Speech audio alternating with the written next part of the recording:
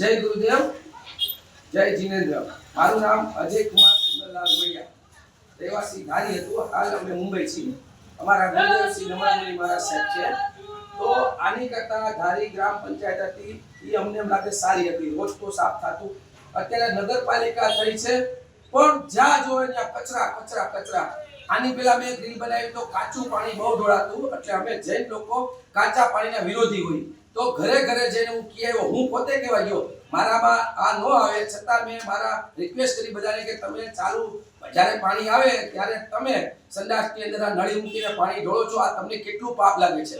અને ઈ લોકો સુધરી ગયા, પણ ધારી ગામના હોદ્દેદારો એને હજી શું પગાર જ ખાલી ખાવાનો છે, કોઈ જાતની કોઈ જવાબદારી છે જ નહીં। ધારી તાલુકા અત્યારે ગુજરાતમાં થઈ છે નગરપાલિકા, પણ મને એમ છે નગરપાલિકા ગુજરાતમાં થઈ બહુ અમને એમ લાગે કે દુઃખની વાત છે। પેલા અમે એમ સમજતા કે ધારીમાં નગરપાલિકા થઈ તો હવે સારી સુવિધા મળશે, પણ દિવસે દિવસે ધારીની હાલત એકદમ બગડતી જાય છે।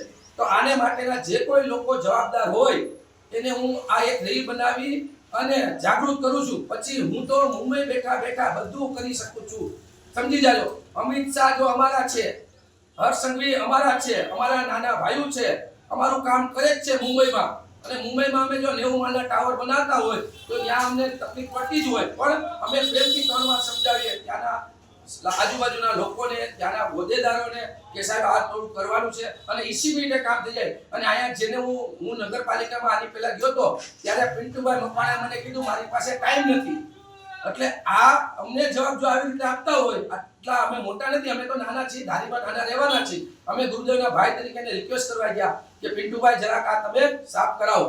તો ત્યાંના નગરપાલિકાના હોદ્દેદારો અત્યારે એટલા બધા એને હવા આવી ગઈ છે, એ હવા અમે નીકાળી દેવાની અમારી તાકાત છે, પણ અમારા બાપ દાદાનું કામ છે, અમારા નાનો ભાઈ જૈન સાધુ થઈ ગયા છે, એટલા માટે અમે આ અમારો શસ્ત્રનો ઉપયોગ નથી કરતા। તો મહેરબાની કરીને આ સાંભળી અને ધારી સ્વચ્છ થઈ જવું જોઈએ, નકર પછી તમે કહેતા નહીં કે આ જૈનના દીકરાઓએ શું કર્યું।